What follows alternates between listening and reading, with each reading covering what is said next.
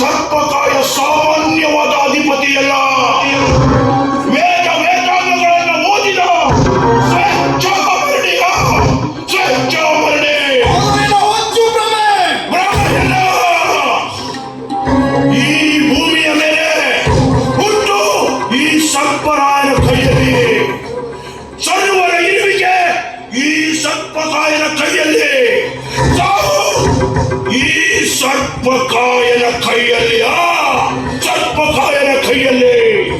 ನನ್ನ ಆಶ್ರಮಕ್ಕೆ ಬಂದು ಈ ಸಣ್ಣ ರುದ್ರ ಮುನಿಯನ್ನು ಅವಮಾನ ಮಾಡಲು ನಿನಗೆ ಎಷ್ಟು ಧೈರ್ಯ?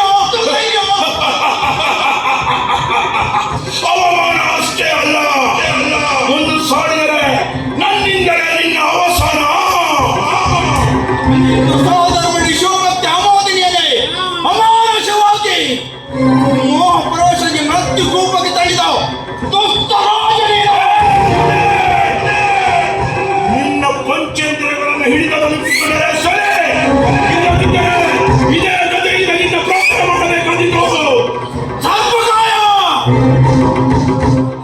ಅನ್ಯಾಯ ಅಧರ್ಮ ಮಾರ್ಗ ಬಿಟ್ಟು ಭಕ್ತಿ ಮಾರ್ಗದಲ್ಲಿ ನಡೆ. ಮಹೇಶ್ವರ ಇಲ್ಲದೆ ಒಂದು ಗರಿಕೆ ಕೂಡ ಅಲುಗಾಡಲು ಸಾಧ್ಯವಿಲ್ಲ. ನೀನು ತೆಗೆದುಕೊಳ್ಳುವ ಉಸಿರೇ ವಿಷವಾಗುವುದು ಎಚ್ಚರ. ಈ ಸರ್ಪಕಾಯನ ಸೋದೆಗೆ ಮುಗಿಸುವುದನ್ನು ಹೊರಟು ಹೋಗು ಇಲ್ಲಿಂದ, ಹೊರಟು ಹೋಗು ಇಲ್ಲಿಂದ. ದುಷ್ಟ!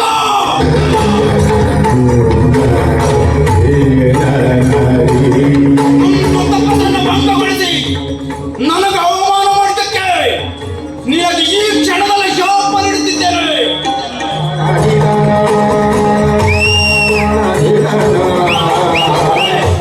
ನಿನ್ನ ಸುತನಿಗೆ ಮೃತ್ಯು ಬರಲಿ. ಓಂ ನಮಃ ಶಿವಾಯ.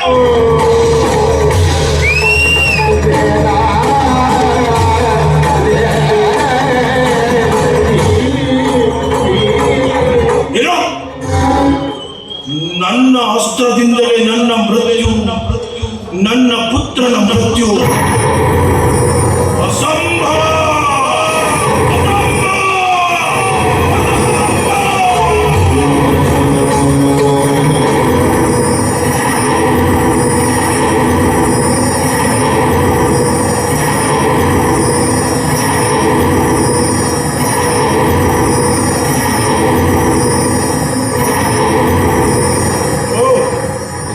ಇದೇನಿದು ವಿಚಿತ್ರ?